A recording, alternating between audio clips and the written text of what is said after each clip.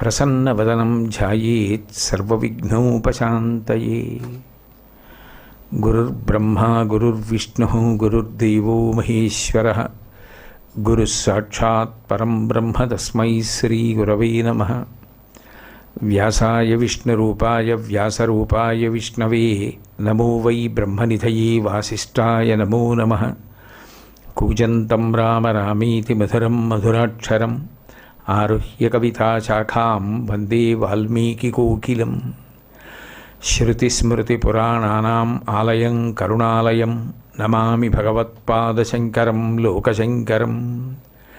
వాగర్ధావివ సంపృక్తౌ వాగర్ధప్రతిపత్తయే జగతః పితరౌ వందే పార్వతీ పరమేశ్వరౌ. సూక్తిం సమగ్రయతున స్వయమేవ లక్ష్మీః శ్రీరంగరాజమహిషీ మధురైఃకటాక్షైః. వైదగ్ధ్యవర్ణగుణకుంభనగౌరవైర్యాం కండూలకర్ణకుహరాः కవయోధయంతి. హైమోర్ధ్వపుండ్రమజహన్మకుటం సునాసం మందస్మితం మకరకుండలచారుగండం బింబాధరం బహుళదీర్ఘకృపాకటాక్షం శ్రీవేంకటేశముఖమాత్మని సన్నిధత్తాం.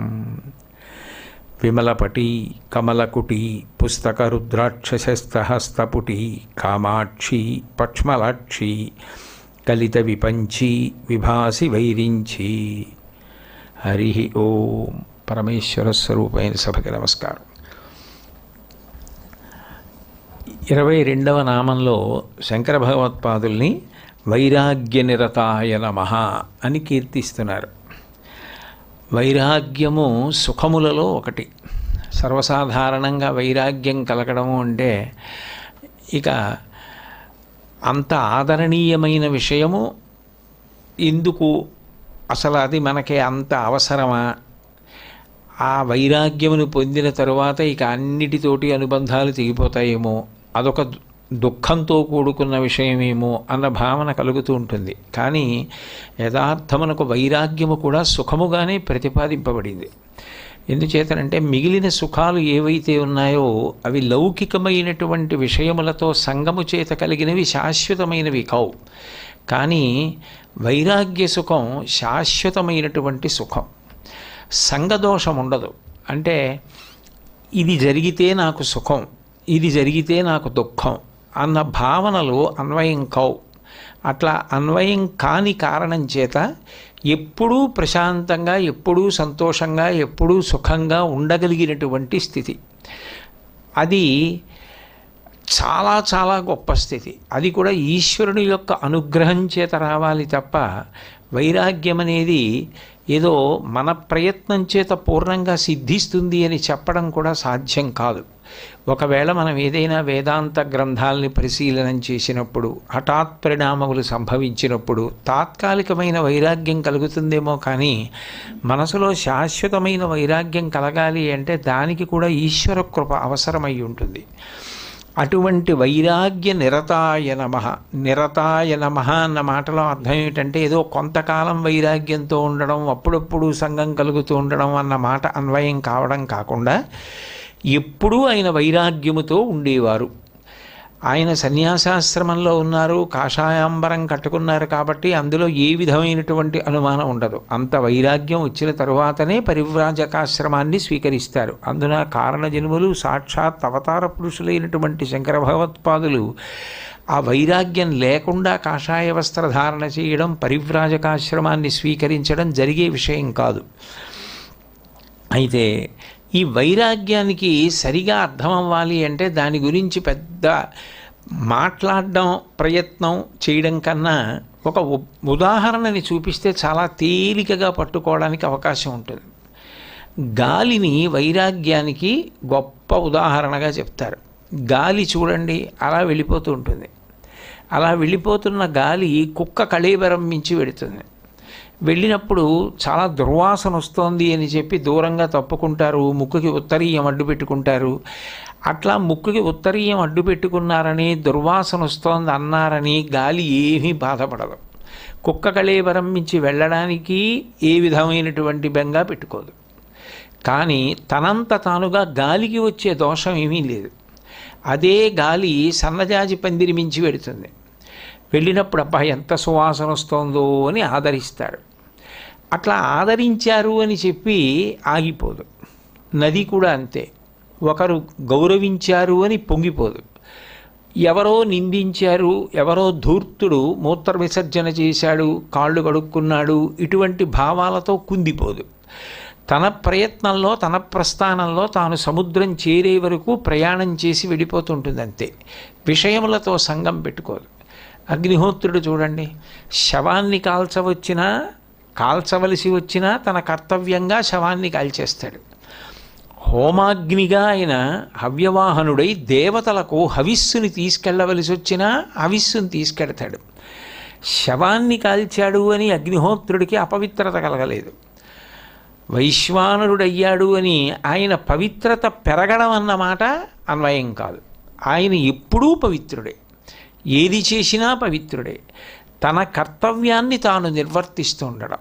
వైరాగ్యమునందు అంతర్లీనంగా ఉండే విషయం ఏది అంటే ధర్మాచరణం.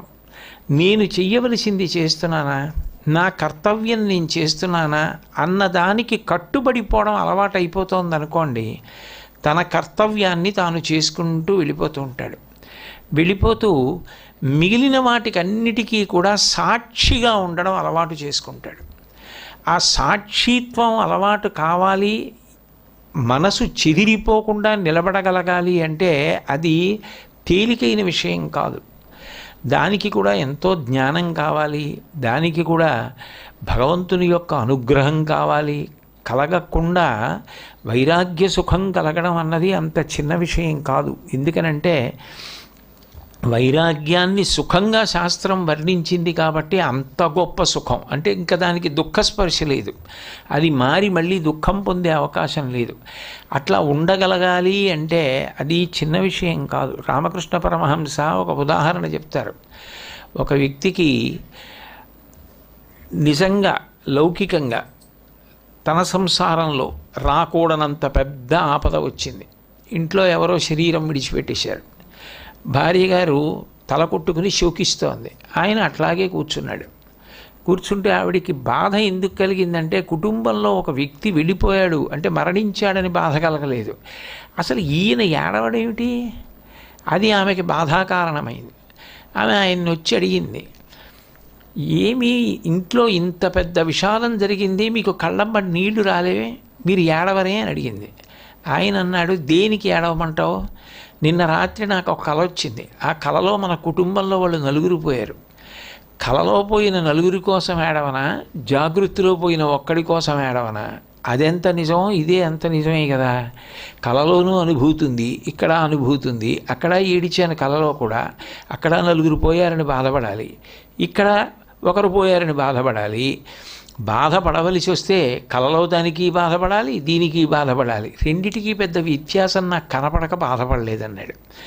అప్పుడు ఆయన పిచ్చివాడిలాగా ఆయన ప్రవర్తన లౌకికంగా ఉండవలసిన ధోరణికి భిన్నంగాను ఉన్నట్లు కనపడుతుంది. కానీ అది మనసులో సువ్యవస్థితం కావాలి అంటే అది చిన్న విషయం కాదు.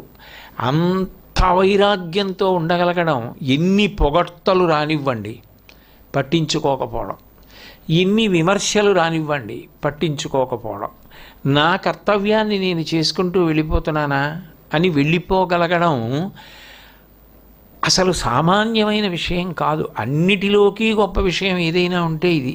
ఎందుకనంటే ఇది బాగా శంకరాచార్యుల వారిని ఆవహించి ఉన్న లక్షణమైన కారణం చేత ఆయన అన్నీ చేయగలిగారు. ఎందుకనంటే ఇన్ని విషయాలు సాధిస్తూ వెడుతున్నప్పుడు వ్యాసుల వారి దర్శనమైంది, వ్యాసుల వారితో వాదించారు అని ఆయన గురించి పొగిడినప్పుడు ఆయన పరవశంతో లొంగిపోయిన, ఆయన అనేక దుర్వాది మతములను ఖండించినప్పుడు వాళ్ళు బాధతో ఆయనను నిరసించిన, రెండిటిలో ఆయన దేనికి వశపడి ఉన్నప్పటికీ కూడా ఆయన యొక్క ప్రజ్ఞ మసకబారుతుంది. రెండూ లేవు, రెండిటి ఎందు సమదృష్టే. నా కర్తవ్యం పూర్తయిపోయింది, ఇంకా నేను చేయవలసింది అయిపోయింది, ఇంకా పట్టుకోవలసింది వాళ్ళు, ఇవ్వవలసిందంతా నేను ఇచ్చేశాను, ఇక పట్టుకోవడం వాళ్ళ వంతు, ఇక ఇంతకన్నా ఇవ్వడానికి కూడా ఏం లేదు, నేను చెయ్యవలసినంత వ్యవస్థ చేసేసాను అనుకున్నప్పుడు ఇక ఉండవలసిన అవసరం కూడా లేదని అవతార పరిసమాప్తి చేసేశారు అంటే అది ఎంతటి వైరాగ్యం అసలు. అసలు ఎవరైనా అంత కీర్తివంతుడైపోయిన తర్వాత శరీరంలో ఉండి ఆ కీర్తిని రోజు వింటూ సంతోషంగా ఉండాలనుకుంటారు.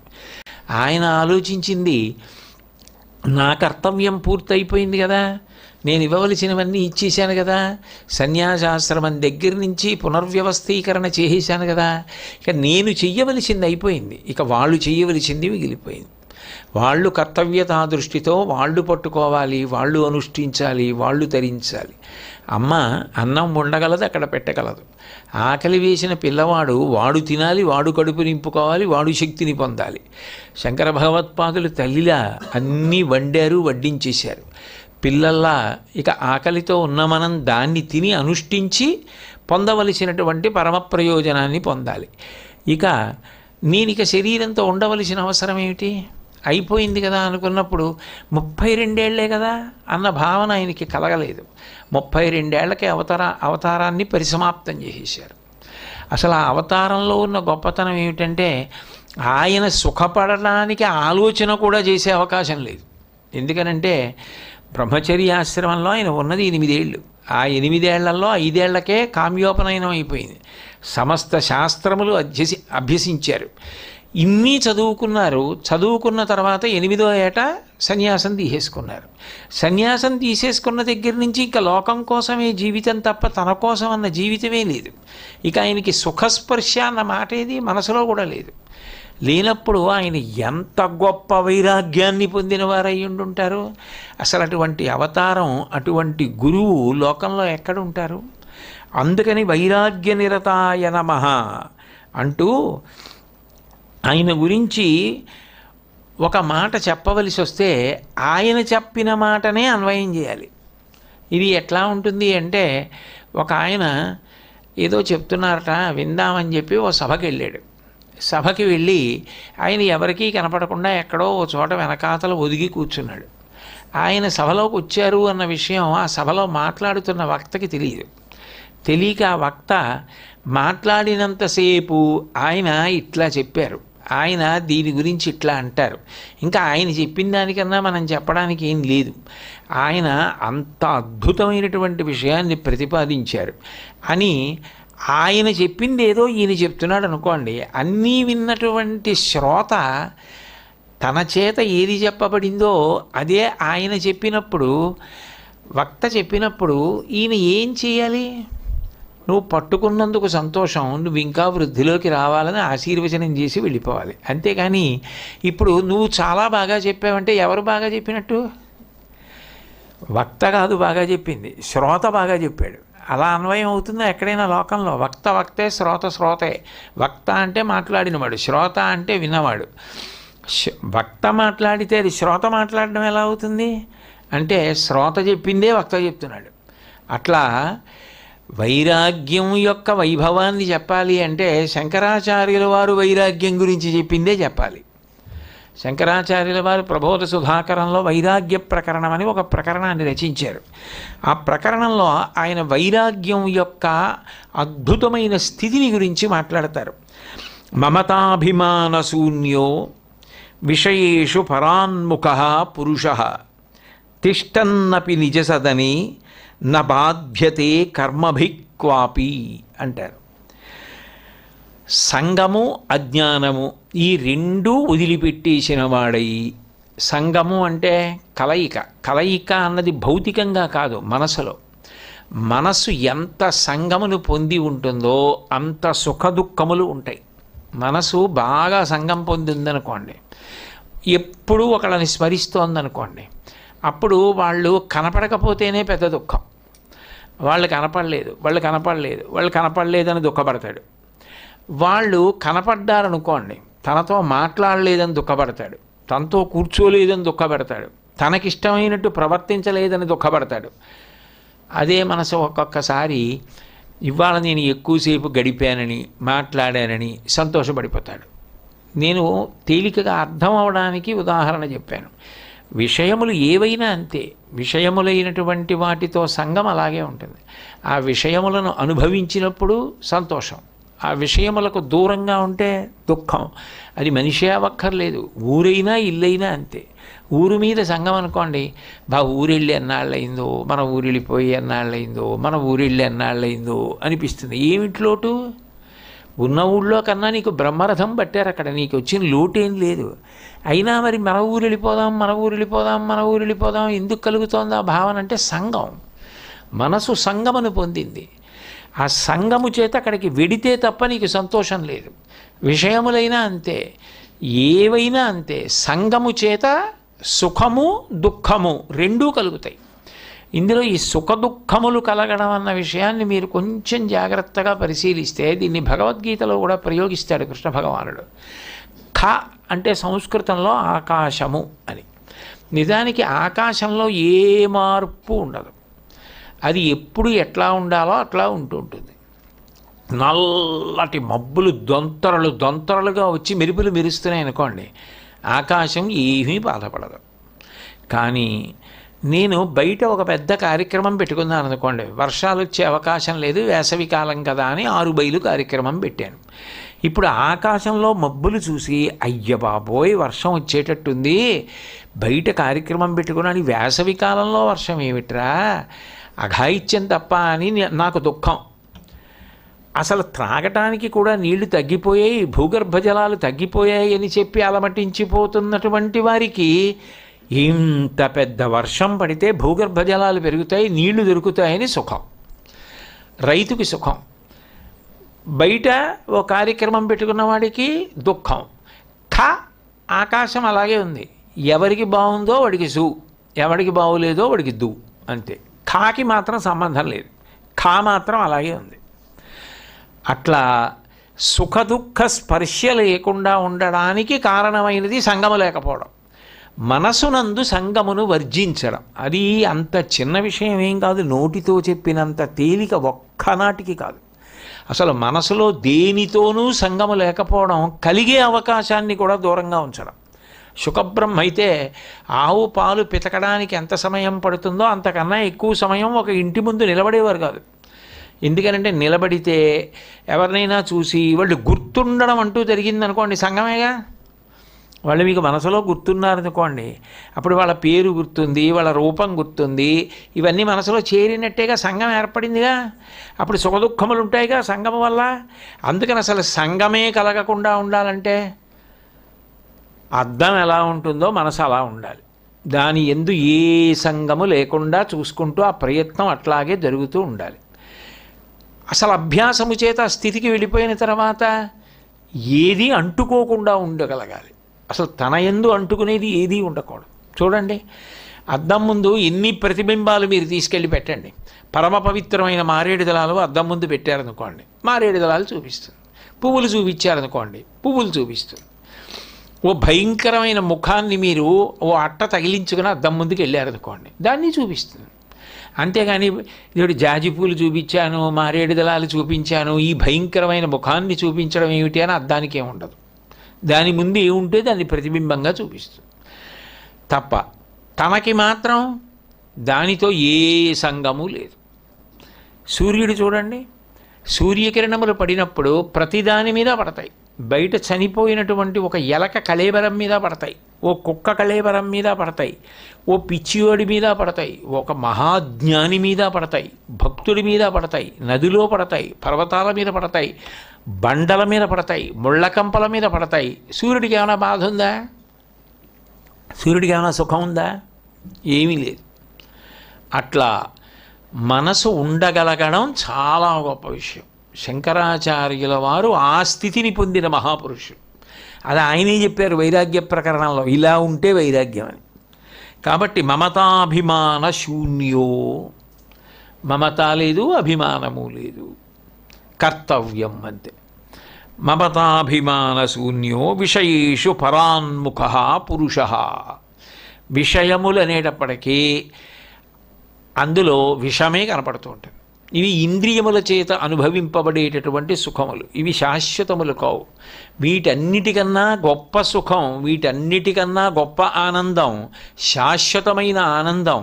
ఇంద్రియములు, మనసు, బుద్ధి కూడా ఆత్మలోకి వెళ్ళిపోతే తాను ఆత్మగా నిలబడిపోవడం. ఆ ఆనందములకు అలవాటు పడిపోయిన వ్యక్తి ఇక ఇంద్రియముల యొక్క సుఖములను అనుభవించమంటే ఎలా అనుభవిస్తాడు?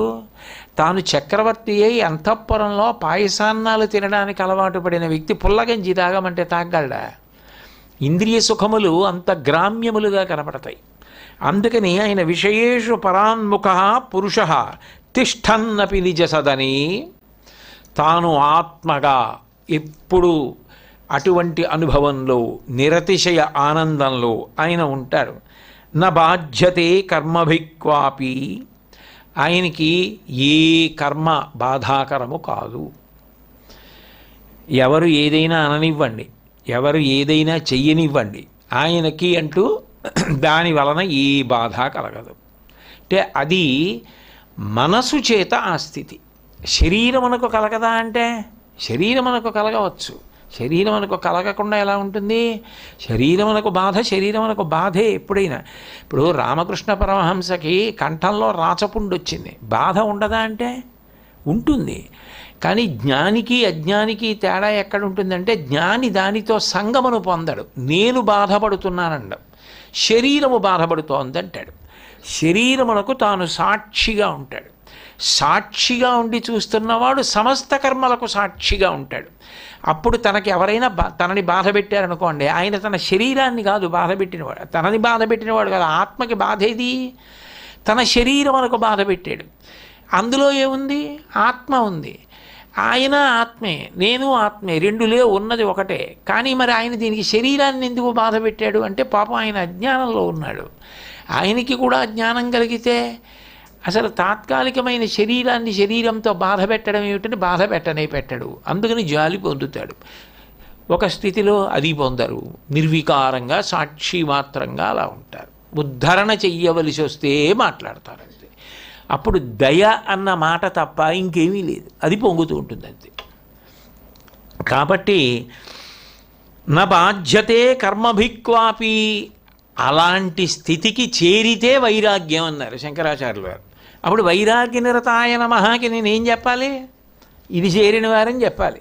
అందుకే నేను ఇందాక చెప్పా, ఉపన్యాసంలో శ్రోత వక్తని అభినందిస్తే తనని తాను అభినందించుకున్నట్టయినట్టే ఆయన చేసిన వైరాగ్య ప్రకరణంలోంచే నేను వైరాగ్యం ఎలా ఉంటుందో చెప్పాలి. ఆయన అలా ఉంటారని చెప్పాలి ఇప్పుడు.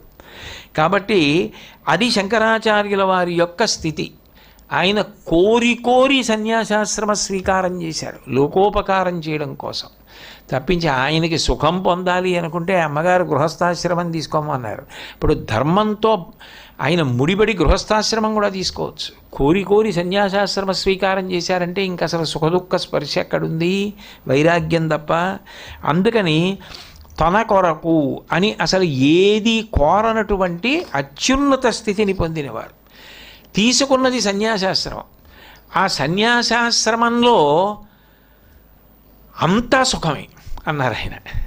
మనం అనుకోండి, సాధారణంగా ఏంటంటే ఒకరికి నచ్చింది ఒకరికి నచ్చాలని లేదు. ఇంగ్లీష్లో ఓ ప్రొవెర్బ్ చెప్తారు, one man's food is another man's poison అని. ఒకరికి ఆహారం ఒకరికి విషం. ఇప్పుడు నాబోటిగాడు ఉన్నాడు అనుకోండి, లౌకిక సుఖాలకి ఇంద్రియ సుఖాలకి అలవాటు పడిపోయిన వాడిని నేను ఒక సన్యాసాశ్రమంలో ఉన్న వ్యక్తిని చూశాననుకోండి, నాకు చాలా ఆశ్చర్యంగా ఉండొచ్చు. ఏమిటి ఇలా ఎలా ఉంటారు, ఎందుకు ఇలాగా, ఇలా ఉండకపోతే వచ్చే నష్టం ఏమిటి అని నాకు అనిపించవచ్చు. కానీ ఇలా ఎన్ని కోట్ల జన్మల నుంచి ఉండిపోయాడు, ఎప్పటికి విడుదలవుతాడు అని ఆయనకి నన్ను చూస్తే ఆశ్చర్యంగా ఉంటుంది. కాబట్టి యతి పంచకం అని శంకరాచార్యులు వారు చేసింది. అందులో వైరాగ్య నిరతుడైనటువంటి యతి ఎంత సుఖాన్ని పొందుతాడో చెప్పారు ఆయన. వేదాంత వాక్యేషు సదారమంతో, బయట ఏవో వస్తువులు ఉంటే సంతోషం, వస్తువులు ఉంటే సుఖం కాదు. ఇప్పుడు మనం ఉన్నాం అనుకోండి, బయట వేడిగా ఉంటే లోపల చల్లగా ఉంచగలిగిన పరికరం పనిచేయాలి. ఏ కారణం చేతనైనా పరికరం పనిచేయడం మానేసిందనుకోండి, ఎంత దుఃఖం. అందుకే మృత్యుదారు కుఠారిక అని అమ్మవారికి ఓ నామం. అయిందానికి కాందానికి ప్రతిరోజు ఎన్ని మాటలు చచ్చిపోతాడో అన్న మాటకు అర్థం ఏంటంటే, ఏమండి ఇవాళ మంచినీళ్ళు రావుట, ఏదో కొళాయి చెరువు బాగు చేస్తున్నారట అంటే చచ్చిపోయాం బాబోయ్ అంటాడు. ఏమంటే ఇవాళ 3 గంటలు విద్యుత్ ఉండదుట, 11 నుంచి 1 గంట వరకు. చచ్చిపోయాం బాబోయ్ అంటాడు. ఎన్ని మాటలు చచ్చిపోయాడు. ఎందుకు అన్ని మాటలు చచ్చిపోయాడు అంటే సుఖం లేక, తను అనుకున్న సుఖం కనపడకపోయినప్పుడల్లా చచ్చిపోయాడు. కానీ ఇతి పురుషుడికి బయట వాటితో కాదు సుఖం, వేదాంతవాక్యేషు సదారమంతో, వేదములకు చివర ఉన్నటువంటి జ్ఞానభాగములైన ఉపనిషత్తుల చేత ప్రతిపాదింపబడిన పరమతత్వం ఏదుందో దాన్ని అనుభవంలోకి తెచ్చుకొని రమించేటటువంటి యోగికి లౌకికమైన విషయముల చేత ఆనందమును పొందవలసిన అవసరం లేదు. కాబట్టి సదారమంతో ఎప్పుడూ ఆనందమే ఆత్మగా. భిక్షాన్నమాత్రేణ చతుష్టిమంత, 4 ఇళ్ల ముందుకు వెళ్ళి భవతి భిక్షాందేహి అన్నప్పుడు ఏ తల్లి ఏ పదార్థం వేసిందో దాంతోనే పరమ సంతోషం. ఇది కావాలన్న బాధ ఏమీ లేదు. అశోకమన కరణేచరంత, అసలు శోకమన్న మాటే లేదు, దేని గురించి దుఃఖమన్న మాటే లేదు. ఎందుకని దేని గురించి దుఃఖపడాలి? అసలు ప్రపంచంలో దుఃఖము సుఖము ఈ రెండు దేన్ని ఆధారం చేసుకుని ఉంటాయి? రెండోది ఉంటే, ఇప్పుడు రెండోది ఉందనుకోండి, అది పోతుందేమో అని దుఃఖం, నాకు అనుకూలంగా ఉండదేమో అని దుఃఖం, నాకు ప్రతికూలం అయిపోతుందేమో అని దుఃఖం, అనుకూలమైతే సుఖం. దాన్ని తాను అనుభవిస్తే, ఆ విషయాన్ని తాను అనుభవిస్తే తనకి సంతోషం. ఇప్పుడు నా దగ్గర 4 లడ్డూలు ఉన్నాయనుకోండి, 4 లడ్డూలు ఉంటాయా, నేను ఇంటికి వెళ్ళేటప్పటికి ఇంటికి ఎవరో పిల్లలు వచ్చారు పెట్టేశారని పెట్టేస్తుందా అని మనసులో బెంగ ఉందనుకోండి దుఃఖం. ఆ 4 లడ్డూలు నేను ఇంటికి వెళ్ళి చూసేటప్పటికి అలాగే ఉన్నాయనుకోండి సుఖం. అంటే వాటి మీద వ్యామోహం తినాలని. చాలా తక్కువ స్థాయి ఉదాహరణ నేను మీకు చెప్పాను. అలా విషయములు ఏం చేస్తాయంటే సంగము చేత సంతోషాన్ని ఇస్తాయి. కానీ ఆయన అశోకమన కరణేచరంత, రెండో వస్తువే లేదు, ఉన్నదే ఆత్మ ఒక్కటే. ఇప్పుడు రెండోది లేనప్పుడు ఇంకా మీరు దేన్ని అనుభవించాలని కోరిక? అసలు రెండో వస్తువే లేదు. రెండోది ఉంటే కదా మిమ్మల్ని ఏమైనా బాధ పెట్టడానికి. అసలు రెండోది లేదు, రెండన్న మాటే లేదు, రెండు కానిది ఒకటే ఉన్నది అద్వైతం. ఆ స్థితిలో ఆయన ఉంటే ఇంకా ఆయనకి సుఖమేమిటి దుఃఖమేమిటి? ఆ రెండు కాని ఒకటి ఏదుందో అది తానే ఆనందమును పొందుతున్నారు. కాబట్టి అశోకమన కరణేచరంత కౌపీనవంత కలు భాగ్యవంత, ఆ స్థితిలో ఉండి గోచి పెట్టుకు తిరిగిన యతి ఎంత ఆనందమును పొందినవాడు. ఇన్ని పట్టుపుట్టాలు కట్టుకుంటే మాత్రం ఈ మిగిలిన పైవన్నీ లోపల ఉన్నవాడికి సుఖం ఎక్కడుంది? దుఃఖం తప్ప. కాబట్టి కౌపీనవంత కలు భాగ్యవంత స్వానందభావే పరితుష్టిమంత సుశాంత సర్వేంద్రియ వృత్తిమంత అహర్నిశం బ్రహ్మసుఖేరమంత కౌపీనవంత కలు భాగ్యవంత. ఆ వైరాగ్యం ఎంత గొప్ప సుఖాన్ని ఇస్తుందో ఆయన చెప్పిన యతి పంచకంలో చెప్పిన విషయమే. వాళ్ళు ఆత్మానందము చేత నిత్యతృప్తులు. ఎందుకు నిత్యతృప్తి అంటే ఇక మళ్ళీ పొందవలసిన అవసరం ఆయనకి ఏం లేదు, ఉన్నది ఒక్కటే, ఆ ఒక్కటే తాను, ఇక రెండోది లేదు, ఇక పొందడానికి ఏముంది? ఆ పైన ఇంద్రియముల యొక్క వ్యాపారములు శాంతి పొందాయి. ఇంద్రియములు ఒక పెద్ద ఉన్మాదం, అవి విపరీతమైన వేగంతో పరిగెడతాయి. భగవంతుడికి వాహన సేవ చేయించినప్పుడు అశ్వవాహన సేవ చేయిస్తారు. ఎందుకు చేయిస్తారు అంటే గుర్రాలు ఇంద్రియాలకి ప్రతీకలు. గుర్రాలు ఎలా పరిగెడతాయో ఇంద్రియాలు అలా లాగేస్తాయి మనిషిని. ఇంద్రియాణి బలిష్టాని ననియుక్తాని మానద అపక్వస్య ప్రకుర్వంతి వికారాం స్థాననీకశః అని వేదవ్యాసుడు దేవీ భాగవతంలో అంటాడు. ఇంద్రియములు పరమ బలవత్తరములు. ఆ ఇంద్రియములను నిగ్రహించడం ఎవరికీ సాధ్యం కాదు. రావణాసురుడు చనిపోయిన తరువాత ఆయన శవాన్ని చూడడానికి వచ్చింది మండోదరి ఆ యుద్ధభూమిలోకి. వస్తే అందరు అనుకున్నారు అక్కడే నిలబడున్నాడు రామచంద్రమూర్తి, రాముడిని నిందిస్తుంది అనుకున్నారు. ఆమె రావణాసురుడి యొక్క శరీరాన్ని ఒళ్ళో పెట్టుకుని ఏడుస్తూ ఒక మాట అంది, ఇంద్రియాణి పురా జిత్వా జితం త్రిభువనంత్వయా స్మరద్భిరివ తద్వైరం ఇంద్రియైరేవ నిర్జితః అంది. ఇంతకుముందు తపస్సు చేసినప్పుడు బలవంతంగా ఇంద్రియాల్ని నిగ్రహించావు, జయించలేదు. నువ్వు మమ్మల్ని బలవంతంగా తొక్కిపెట్టావని పొరపాటునైనా పాము తల మీద కాలు పెడితే పాము కరవలేక ఉండిపోయినట్టు ఉండిపోయి ఇంద్రియాలు. నువ్వు కాలు తీశావు, తపస్సు అయిపోయింది. ఏ ఇంద్రియాల్ని ఇంతకాలం బలవంతంగా తొక్కిపెట్టావో ఆ ఇంద్రియాలు నిన్ను కాటేశాయి.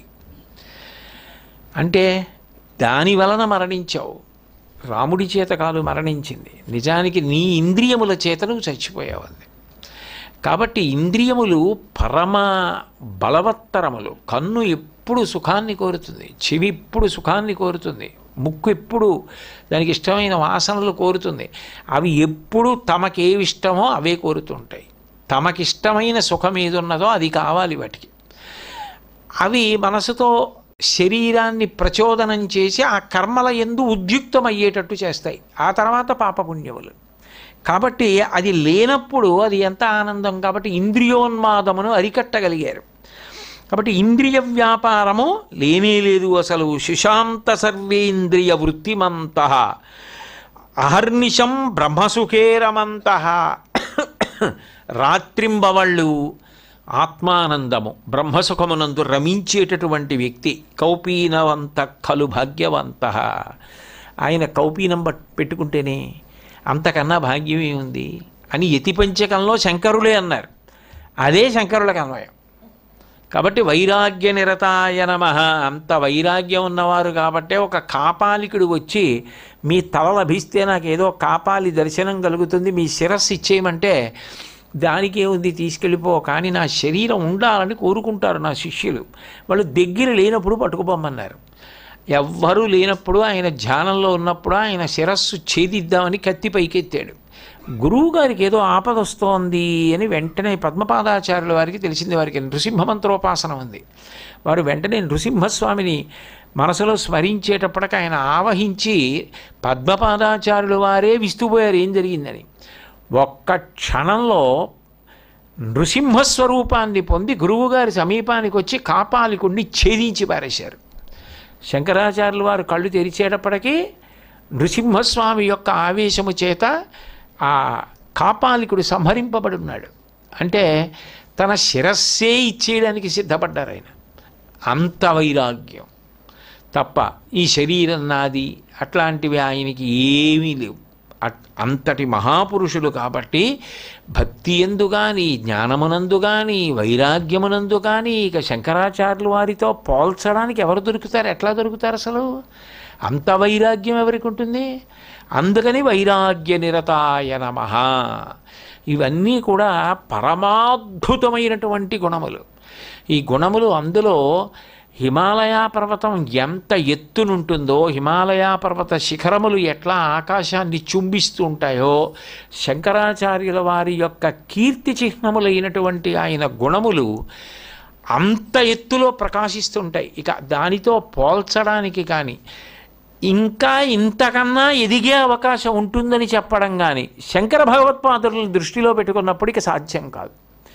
అంతకన్నా జ్ఞాని, అంతకన్నా భక్తి, అంతకన్నా వైరాగ్యం, అంతకన్నా ప్రబోధం, అంతకన్నా సంచారం, అంతకన్నా సాహసం, అంతకన్నా త్యాగం ఇక చేయడం సాధ్యం కాదు. మీరు ఏ గొప్ప గుణం చెప్పండి, ఆ గుణాలకన్నిటికీ పతాక స్థాయి ఎవరు అంటే శంకరులు. అంటే నిజానికి వైశాఖ శుక్ల పంచమి నాడు శంకరాచార్యుల వారికి జయంతి, ఆయన యొక్క ఆవిర్భావ దినం, అవతారం. కానీ దానికి ముందు శంకరాచార్యుల వారి యొక్క నామాలు పరిశీలించడం చాలా గొప్ప పూజ, ప్రతిరోజు చేస్తున్న పూజ. ఎందుకని ఆ రోజున మీరు భౌతికమైన పూజ చేస్తారు. నిజంగా మీరు ఆ రోజున భౌతికమైన పూజ చేసేటప్పుడు ఈ నామాలు చదువుతుంటే మనసు ఆనందంతో ఉర్రు తొలగిపోతుంది ఆ రోజున. ఎందుకని చెప్పినవన్నీ జ్ఞాపకానికి వస్తుంటాయి, చెప్పుకున్నవి జ్ఞాపకానికి వస్తుంటాయి, చెప్పలేనివి ఎన్నో జ్ఞాపకానికి వచ్చి ఇవి చెప్పలేకపోయానని బాధ కలుగుతూ ఉంటుంది. ఇన్ని గుణముల ఒక వ్యక్తిలో, పైగా ఏ గుణమైనా ఆ గుణం ఉండవలసినంత మాత్రం ఉండే అవకాశం లేకపోయింది అని మీరు చెప్పడానికి అవకాశం లేదు. అసలు అన్ని గుణములు ఒక వ్యక్తి ఎందుకు ప్రకాశించడం ఏమిటి? అది అసలు ఎట్లా సాధ్యం అవుతుంది? ఆ కోణంలో పరిశీలించడమే ఆయన యొక్క నామములను పరిశీలించడం. అప్పుడు ఒక గురువుగా ఆయన యొక్క సమున్నత స్థితి మనకు అర్థమైతే ఆయన యందు విశ్వాసము, నమ్మకము, భక్తి ఏర్పడుతుంది. ఆ భక్తి ఏర్పడిందనుకోండి, మీరు తెలిసి కానీ తెలియక కానీ ఒక నమస్కారం చేస్తే చాలు. అది శంకరాచార్యులు వారు చెప్పింది. సకృన్నత్వా నత్వా కథమివ సతాం సన్నిధదతే. సతాం అంటే సత్పురుషుడు. సత్పురుషుడు అంటే విశ్వాసం ఉన్నవాడు, ఆ నమ్మకం ఉన్నవాడు. ఆ నమ్మకం ఉన్నవాడు సకృన్నత్వానత్వా ఎన్ని మాటలు నమస్కారాలు చేశాడన్నది కాదు, ఒక్క మాట. ఎందుకని? మనం ఈ నామాలు చెప్పుకుంటున్నప్పుడు యథార్థానికి నామం చెప్పినప్పుడల్లా నమస్కారం చేస్తున్నాం. ఇప్పుడు వైరాగ్య నిరతాయ నమః, నమః అంటే నమస్కరించుతున్నాను. శాంతాయ నమః, ఏ నామం చెప్పినా చివర నమః, నమస్కరించుతున్నాను. మీరు ఆ నామం చెప్పి పూజ చేసినప్పుడు ఇంత రమిస్తారో లేదో తెలియదు, కానీ నామం వింటున్నప్పుడు బాబాయ్ అసలు ఏమిటి ఆయన స్థాయి, ఏమిటి ఆయన గుణాలు అని మనసులో భావన కలిగి ఒక నామం యొక్క వ్యాఖ్యానం పూర్తవడం అంటే అవగొట్టాం అన్నప్పుడు రెండు చేతులు జోడించి మనసులో ఆయనకి నమస్కరించినదేదో అది సకృన్నత్వానత్వా. అప్పుడు మీకు ఆయన యందు పరిపూర్ణమైన భక్తితో నమస్కారం చేసిన వారు అయ్యారు. ఇప్పుడు ఆ నమస్కారం ఏం చేస్తుంది? ఆయనకి కర్తవ్యాన్ని పెంచుతుంది. అదేమిటండి మళ్ళీ అలా అంటారు ఏమిటి? ఆయనకి కర్తవ్యం పెంచడం ఏమిటి అంటే, ఒక వ్యక్తి అవతల వారిని నమ్మి వచ్చి కాళ్ళ మీద పడిపోయాడు, నేల మీద పడిపోయాడంటే అర్థం ఏంటి? ఇంకా ఎంత కింద పడిపోవచ్చో అంత కింద పడిపోయిన వాడిని నేను. ఇంతకన్నా కింద పడడానికి ఏం లేదు, నేల ఉంది, అదే అన్నిటికన్నా కింద ఉంది, అంత కింద పడిపోయాను. ఇంకా అంతకన్నా కిందకి లేదు కాబట్టి దాని మీద పడ్డాను. మీరు నిలబడినవారు, పడిపోయిన నేను మీ దగ్గర ఎందుకు పడిపోయాను? ఎంత పడిపోవాలో అంత పడిపోయాను. ఎత్తగలిగిన వారు మీరు. ఇప్పుడు మీరు ఎత్తడానికి ఏం చేయాలి? వంగోవాలి. మీరు వంగి భుజాలు పట్టుకుని పర్వాలేదా బెంగ పెట్టుకోకలే అని మీరు నన్ను లేపాలి. మీరు పడిపోతే నేనేం చేయను నించుంటే? మీరు అలా నించునేవారైతే నేను పడిపోవడం ఎందుకు? మీరు వంగేవారు కాబట్టి నేను పడ్డాను. ఎందుకలా అంటే శృతి స్మృతి పురాణానాం ఆలయం కరుణాలయం. మీరు కరుణాలయం, మీరు దయామూర్తి. మేము పడిపోవడాన్ని మీరు సహించలేరు. అందుకని మేము సకృన్నత్వానత్వ మాకు వచ్చింది ఏమిటంటే, మాకు వచ్చినంతలో మీ నామాన్ని పరిశీలించి నమః అంటుంటాం. ఎక్కడో అక్కడ మీరు అంటారో అబ్బాయి ఎంత పరవశించావురా, ఈ రోజుల్లో లౌకికమైనటువంటి ప్రపంచంలో ఇన్నింటిని కాదని నా గుణములు తలుచుకుని నమస్కారం పెట్టావా, నిన్ను నేను పైకెత్తుతానని పైకెత్తుతారు. అప్పుడు అందరూ వైశాఖ శుక్ల పంచమికి జయంతి చేశారు. కాకినాడ చాగంటి సత్సంగం వాళ్ళు, గోశాల వాళ్ళు ఆయన జయంతిని దాదాపు ఒక 40 రోజులు చేశారు. ఎంత మనకి సంతోషకరమైన విషయం అది. గొప్ప కాదు, గర్వానికి కాదు, మనం ఎంత గర్వపడాలి అనడానికి కాదు. ఇంతకన్నా ఆయన మనకి పాత్రత ఏమి ఇవ్వాలి? భారతదేశంలో ఇన్ని కోట్ల మందిలో ఎవరికీ లేని అదృష్టం మనకు పట్టించారు జగద్గురువులు. ఇంతకన్నా అదృష్టం ఏం కావాలని మనం ఆ పాత్రతని నిలబెట్టుకోవాలి. మంగళాశాసనపరై మదాచార్య పురోగమై సర్వైశ్చ పూర్వైరాచార్యై సత్కృతాయాస్తు మంగళం. మంగళం కోసలేంద్రాయ మహనీయ గుణాత్మనే చక్రవర్తి తనూజాయ సర్వభౌమాయ మంగళం.